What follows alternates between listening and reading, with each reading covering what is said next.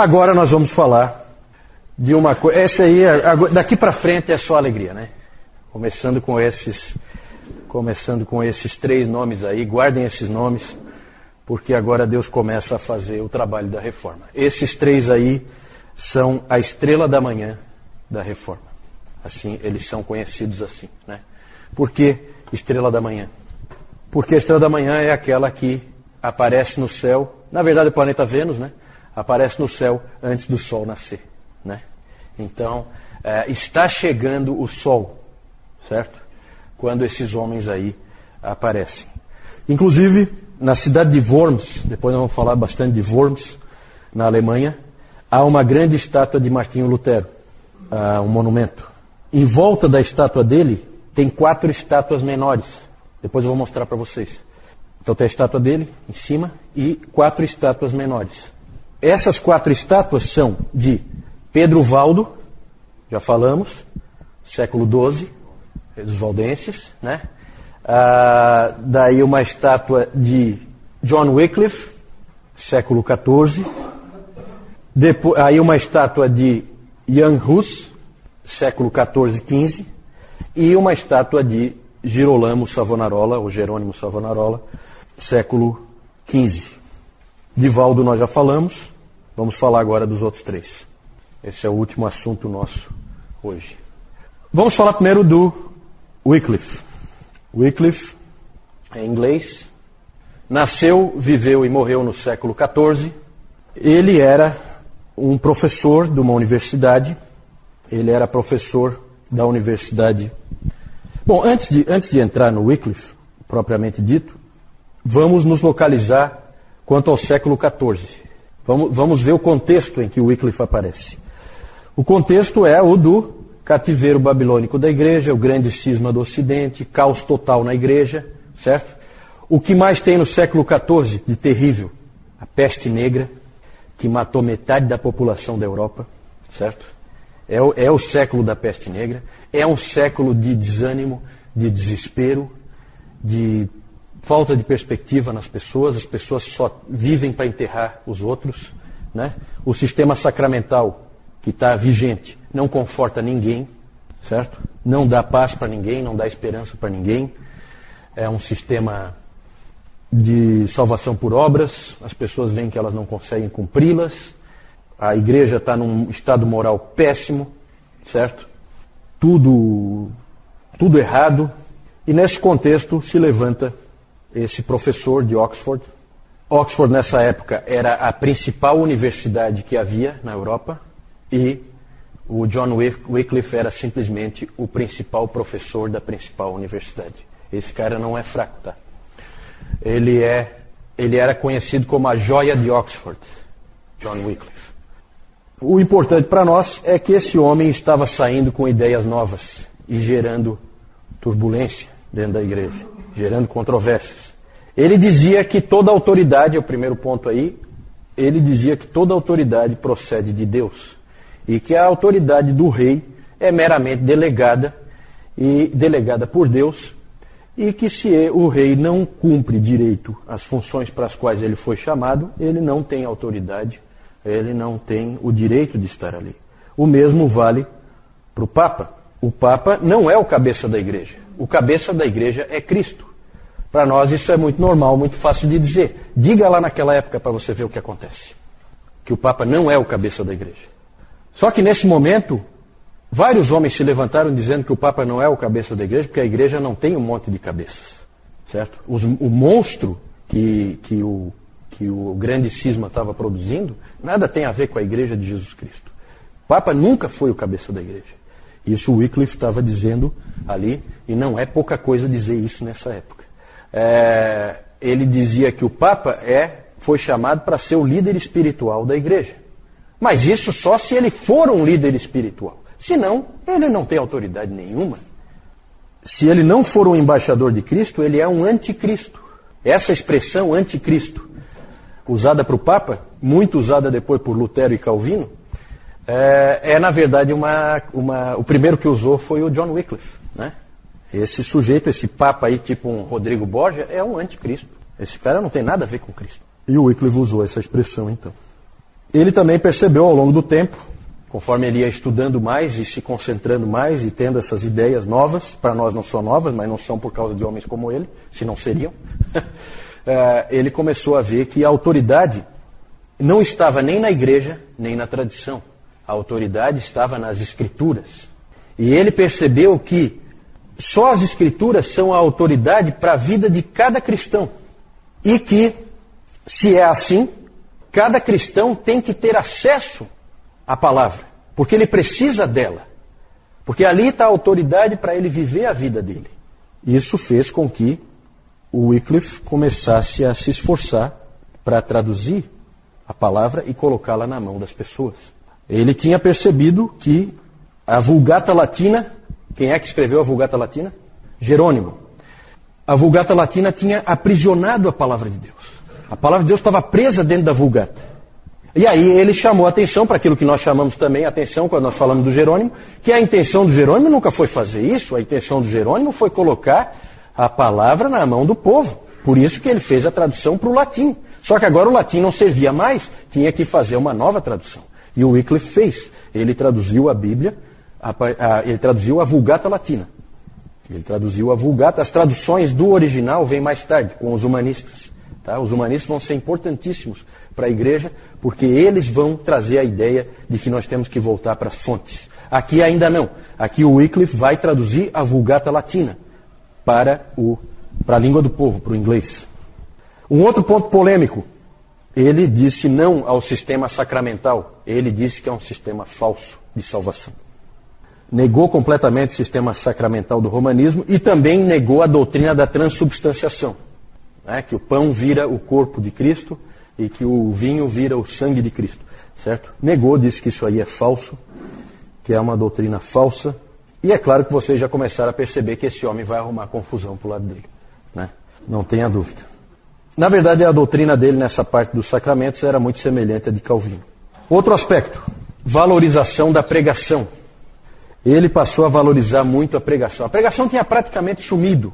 A pregação tinha praticamente desaparecido da igreja. Praticamente não existia mais, a não ser por meio dos valdenses.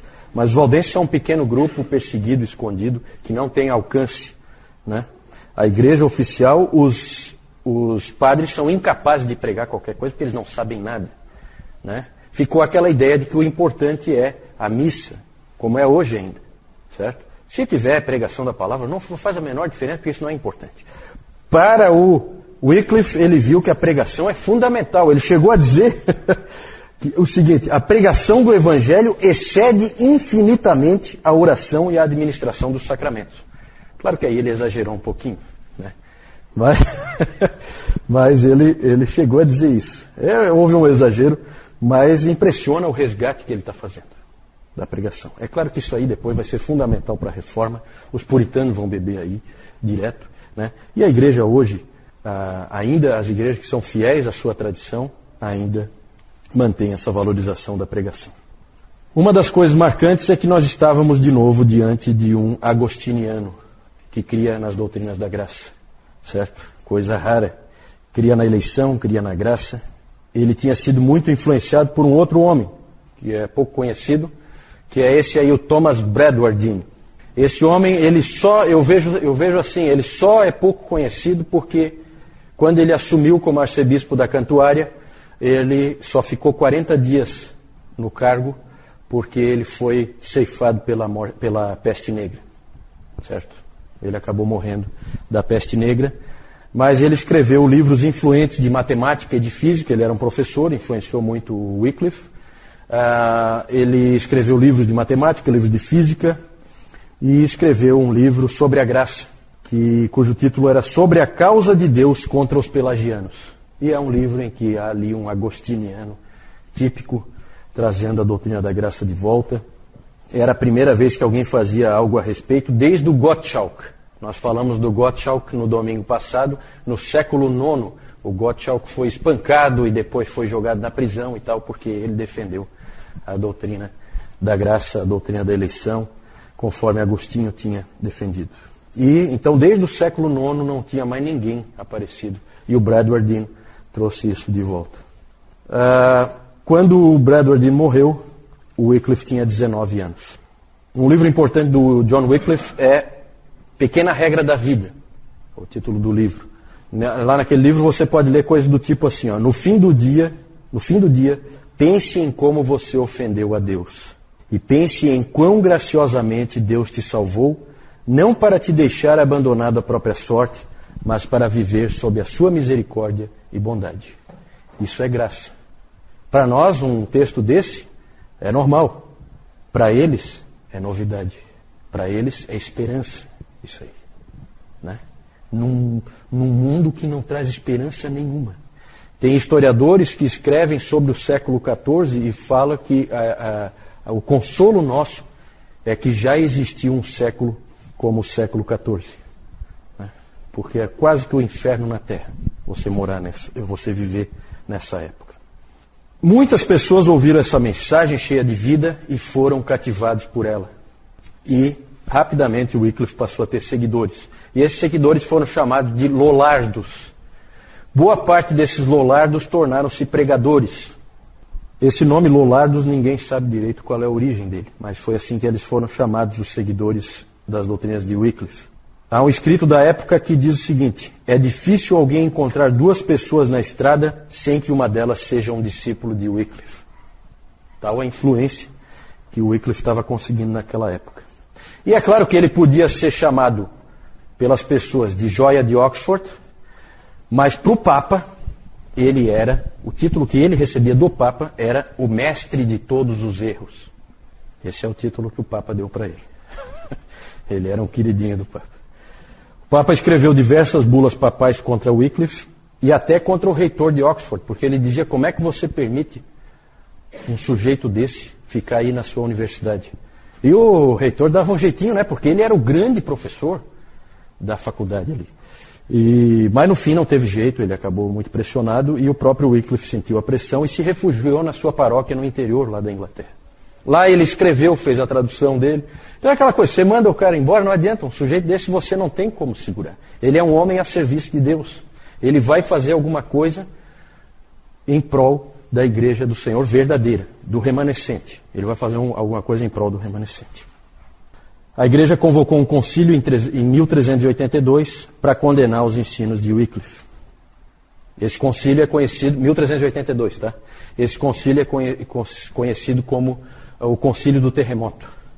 Porque no meio do concílio houve um enorme terremoto, derrubou um monte de paredes, derrubou torres. Foi um terremoto fortíssimo. E aí é aquela coisa, né? Providência de Deus. Cada um interpreta como quer. Quem era do lado do Papa disse que o terremoto aconteceu mostrando a ira de Deus contra Wycliffe e os seus ensinos absurdos. E quem era do Wycliffe dizia que aquilo ali era a condenação de Deus sobre o concílio. Né? Então é aquela coisa, cada um interpreta ao seu bel prazer. Né? Não tem validade nenhuma a interpretação da providência. Né? A gente vê por esses acontecimentos históricos.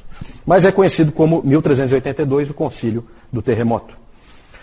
O interessante disso tudo é que Wycliffe, da mesma forma que Lutero, são personagens da história da igreja que impressionam por terem morrido de morte natural.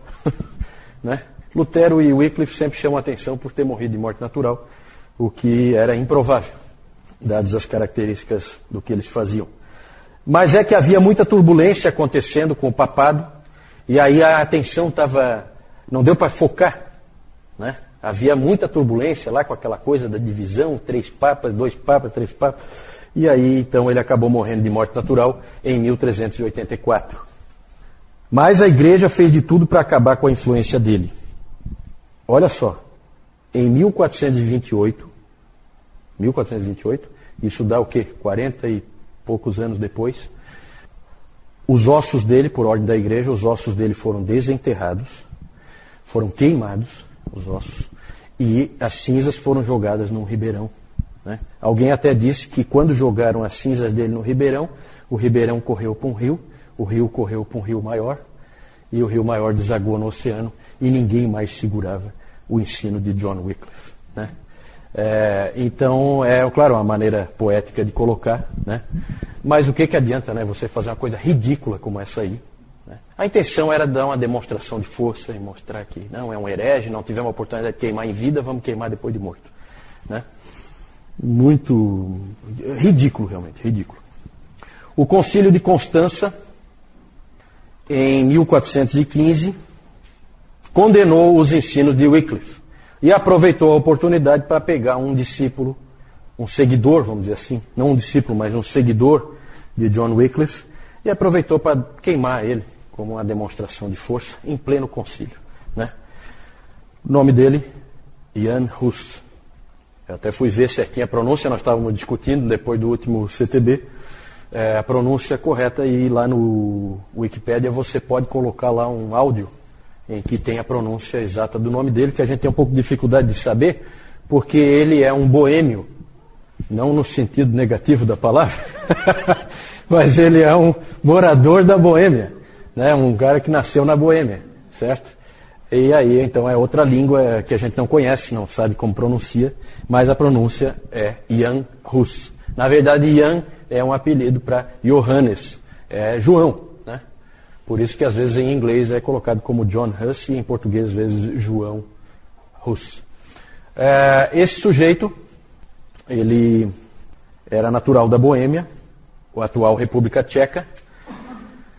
Ele só tinha 12 anos quando Wycliffe morreu. Mais estudantes que foram estudar em Oxford. Oxford, como eu disse, era a principal universidade da Europa, e muitos caras feras iam para lá, estudar lá. E eles trouxeram as ideias, as doutrinas e livros. Os livros sempre são perigosos, E trouxeram livros para a Boêmia. E o Hus começou a ler esses livros e foi grandemente influenciado pelo ensino de John Wycliffe. Hus estudou na Universidade de Praga, depois se tornou professor da Universidade de Praga, e depois ele se tornou reitor da Universidade de Praga. E também ele era pastor de uma igreja em Praga, a chamada Capela de Belém. Essa igreja tinha sido construída por dois indivíduos ricos que queriam que a palavra fosse pregada na língua do povo. Então eles financiaram a construção dessa capela para que pudesse haver pregação na língua do povo. E ali não havia ninguém melhor do que esse grande pregador que foi o Jan Hus. Ali podia se juntar de 1.000 a 2.000 pessoas para ouvir as grandes pregações do Hus. Nas grandes doutrinas, Hus seguia o entendimento do John Wycliffe. Lá em Constança, ele disse que de fato ele cria da mesma maneira que o Wycliffe, mas não porque eram doutrinas de Wycliffe, mas porque eram doutrinas de Jesus Cristo. Foi isso que ele disse, certo? Coincide com Wycliffe, porque ele crê em doutrinas de Cristo e eu também, no ensino de Jesus Cristo.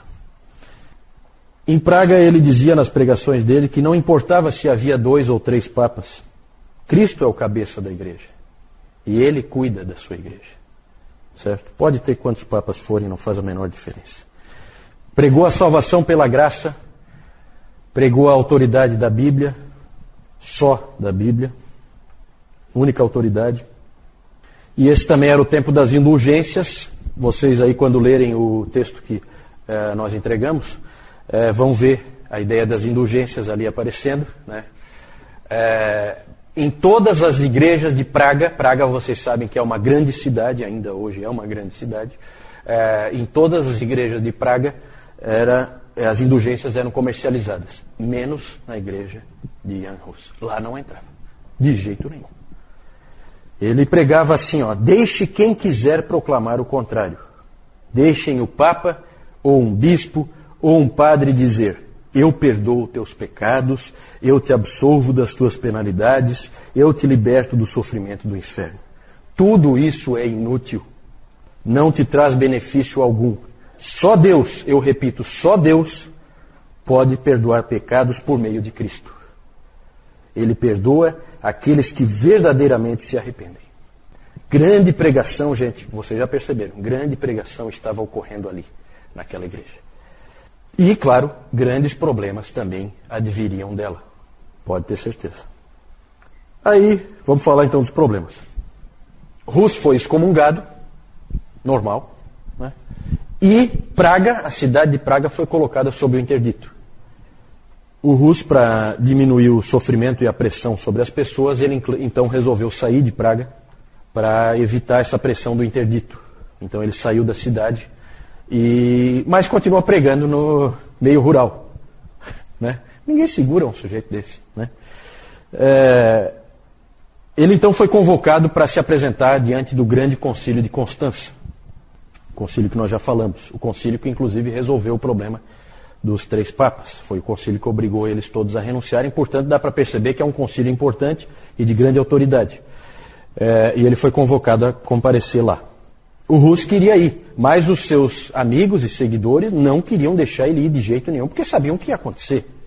Mas o Rus, ele achava que se ele pudesse pregar para aqueles irmãos que estavam lá, e eles ouvissem o verdadeiro evangelho, então eles poderiam entender, e a igreja poderia vir para o caminho certo. Né? É claro que isso aí é uma ilusão, é um sonho. Né? Eles nem sequer permitiram que ele pregasse.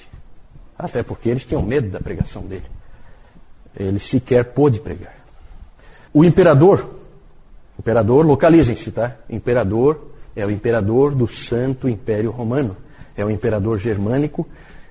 Ele era amigo do Jan Hus e ele garantiu para o Rus um salvo-conduto. Um salvo-conduto era uma garantia da parte do imperador de que não aconteceria nada com ele. Ele poderia ir e voltar, o imperador garantia. Garantia inclusive pela força. E o imperador tinha força. Então o Rus acabou, mesmo sabendo que seria perigoso, ele acabou indo. Lá no concílio, evidentemente, ele foi condenado de cara. Não deixaram ele pregar, ele não pôde falar. Simplesmente acusaram ele com todo tipo de acusação. E, por fim, o Sigismundo, o imperador, nome bonito, Sigismundo, sob pressão do concílio, ele revogou a promessa de salvo-conduto. Porque os integrantes do concílio disseram para ele o seguinte: não, ninguém é obrigado a guardar a palavra para um herege. Então, olha a situação que o Rus ficou. Traído, né? Condenado. A situação dele ficou realmente difícil. Ele então foi preso, condenado, lá mesmo em Constança, e foi então condenado a ser queimado na estaca. Ele morreu então queimado lá em Constança, cantando em latim: Cristo, Filho do Deus vivo, tem misericórdia de mim. Lutero disse o seguinte sobre Rus: observe como Rus agarrou-se firmemente em seus escritos e palavras às doutrinas de Cristo. Com que coragem ele lutou contra as agonias da morte. Com que paciência e humildade ele sofreu toda a indignidade.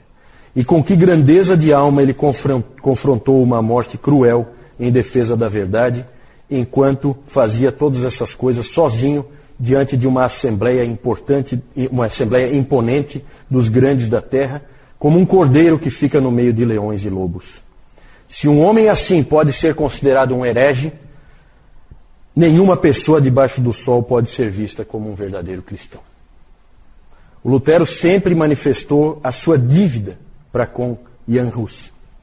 Em 1529, Lutero escreveu: eu estive até aqui ensinando e sustentando todas as opiniões de Hus, sem que eu soubesse.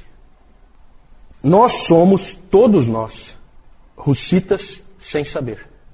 Eu não sei nem o que pensar a respeito de tão grande maravilha que Deus estava fazendo. Então, o Hus então foi morto, mas os hussitas não. Mais tarde eles constituiriam o que nós conhecemos hoje como os morávios, os irmãos morávios. Né? Grandes cristãos, os irmãos morávios. Por último, vamos falar de um indivíduo, para encerrar, esse eu vou falar um pouco menos, Savonarola. A história dele é uma história que terminou mal e também não foi muito bem no caminho, mas foi um grande pregador italiano, nasceu em Ferrara, foi um indivíduo, vejam que ele é bem posterior, tá? O Hus morre em 1415 e ele nasce em 1452, certo? Em pleno Renascimento, ele viveu. nasceu em Ferrara, teve um avô que era uma pessoa muito influente, um grande médico em Ferrara, era o avô dele. Esse avô teve uma grande influência sobre o neto. O avô dele tinha um caderno onde ele escrevia pensamentos que ele tinha, esse médico, avô dele. E esse caderno ele entregou para o neto, deu de presente para o neto. E lá você pode ler uma coisa assim, ó: nem o Papa, nem os vigários têm o direito de ensinar qualquer coisa contrária às coisas instituídas por Deus. Tudo o que precisamos saber pode ser encontrado na palavra de Deus. Então vocês já veem aí a influência desse avô sobre o neto dele, né? E como a coisa está, como realmente a estrela da manhã já está brilhando no horizonte, começa a aparecer em todo lugar. Isso aqui é na Itália. Em todo lugar começa a aparecer a ideia de que as Escrituras são a palavra de Deus. E que essa igreja aí é realmente uma piada. E que nós temos que fazer aflorar o remanescente, como a verdadeira igreja, né? Isso tá em todos os lugares, começa a aparecer. Esse Savonarola, ele teve uma desilusão amorosa. E como era muito comum nesse tempo, quando os jovens tinham desilusões amorosas, eles acabavam se tornando monges, né? Então ele acabou se tornando um monge aos 23 anos. Um dos livros famosos do Savonarola é Sobre a Simplicidade Cristã. Hoje de manhã ainda o Nilton estava falando sobre a simplicidade cristã. Sempre quando a igreja se aproxima da palavra, ela enfatiza esse aspecto de simplicidade, tanto doutrinária como de vida. Tornou-se um grande pregador. Ele não era no início, mas ele acabou se tornando. Alguém uma vez, quando ele pregava, ele tinha um sotaque muito estranho para quem vivia em Florença, que foi em Florença que ele se tornou pregador, e mandaram ele ir ouvir uma outra pregação de um outro cara famoso lá, um cara bom de retórica, e ele falou assim: não, eu não vou ouvir. Lá ele prega filosofia, ele prega Cícero, ele prega Platão. Não, eu vou pregar a palavra de Deus. E depois ele acabou se tornando, sim, um grande pregador. O próprio Michelangelo, que ia escutar ele de vez em quando, o Michelangelo uma vez disse o seguinte: oh, aquela voz, não há como esquecê-la. O interessante, gente, é que o Michelangelo, quando ele terminou a pintura da Capela Sistina, e ele terminou então com o julgamento final lá, aquele quadro famoso lá, aquela parte, né, famosa da Capela Sistina, o único livro que ele tinha, enquanto ele trabalhava lá, era um trabalho dia e noite ali, era os sermões de Savonarola. Alguém já disse que aquela pintura é um sermão de Savonarola em cores. Né? Interessante esses indivíduos se cruzando, né? A cidade de Florença acabou se tornando uma cidade cristã, porque o Savonarola, aí eu não vou entrar em detalhes, tá? Não temos tempo para isso, mas houve uma briga forte dos Médici, Lorenzo Médici e os outros Médici, com o Savonarola pelo controle da cidade. E o Savonarola acabou se tornando o líder da cidade de Florença. Então, em 1494, a cidade de Florença se tornou praticamente uma teocracia, com o Savonarola à frente. Isso foi um grande erro, tá?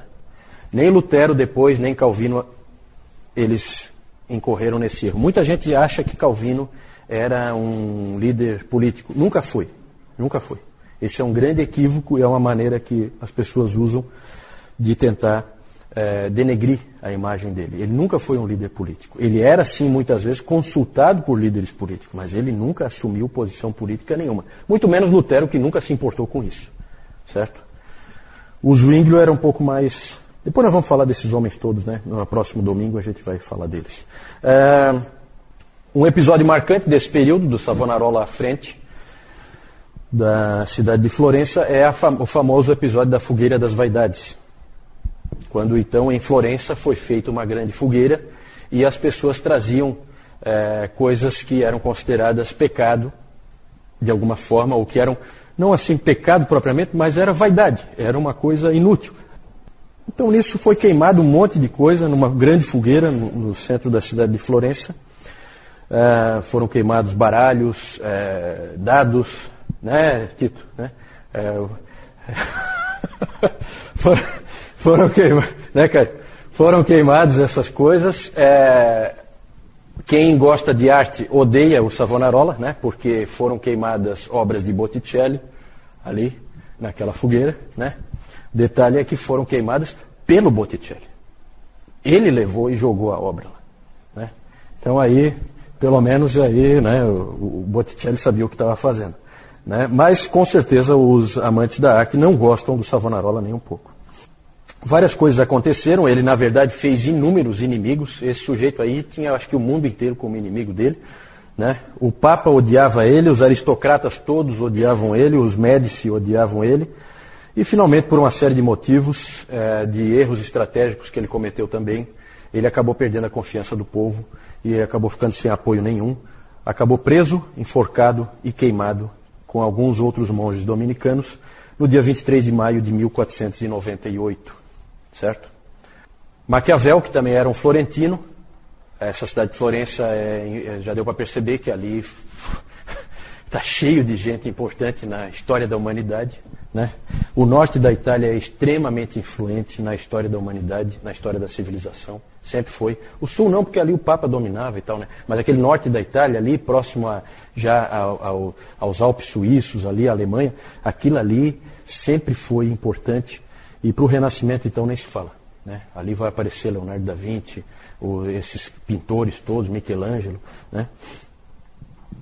E o Maquiavel, que também era um florentino, tinha 29 anos quando Savonarola foi queimado. Vocês sabem que mais tarde ele escreveu a famosa obra O Príncipe, de Maquiavel, e lá ele escreveu num trecho, ele disse assim: profetas desarmados estão fadados a fracassar, né? O que se crê é que ele lembrava do Savonarola, né?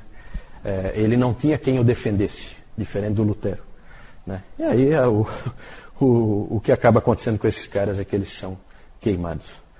E fim de papo. Quando ele foi queimado, um menino de 15 anos já andava pela Saxônia. O nome dele? Lutero. Exatamente, Martinho Lutero.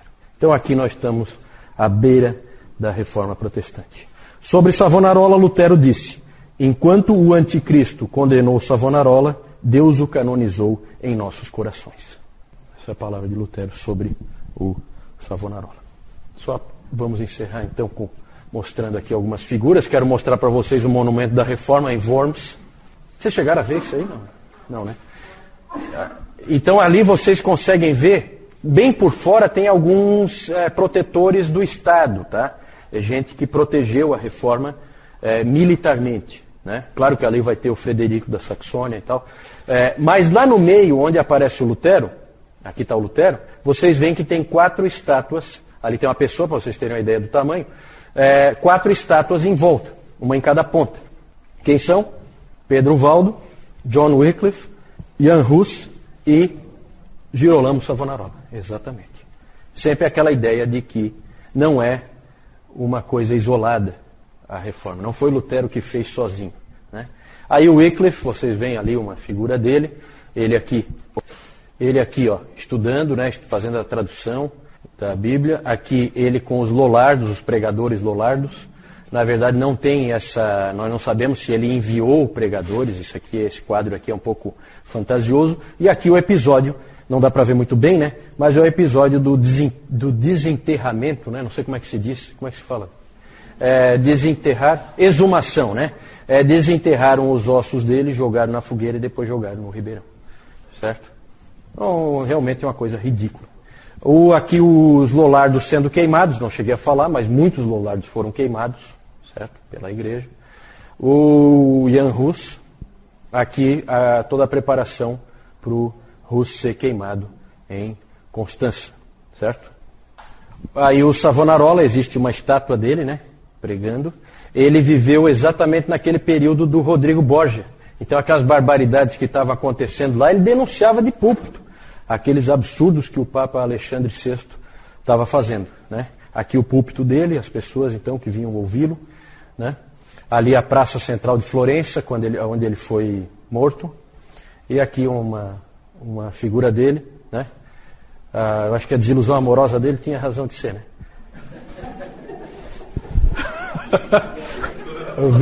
O homem era feio que só vendo, né? Mas Isso aí não quer dizer grande personalidade, né? Grande homem de Deus. Gente, vamos ficar por aqui então. Nós então hoje chegamos num ponto muito legal. Domingo que vem, não percam, domingo que vem nós vamos falar da Reforma Protestante. Nós agora chegamos aqui na borda da Reforma, né? Nós praticamente terminamos já o segundo período, nós vamos entrar, o terceiro período, nós vamos entrar no quarto período, certo? Nós vamos entrar no quarto período, nós vamos ver a Reforma. E com certeza, com o que vocês já viram, dá para perceber que dá para dar graças a Deus. Porque, pelo que esses hereges com os quais nós nos identificamos, e portanto nós somos hereges também, do ponto de vista do catolicismo romano, né? Dá para ver o quanto a gente se identifica com eles e o quanto eles foram importantes para nos entregar o pensamento certo.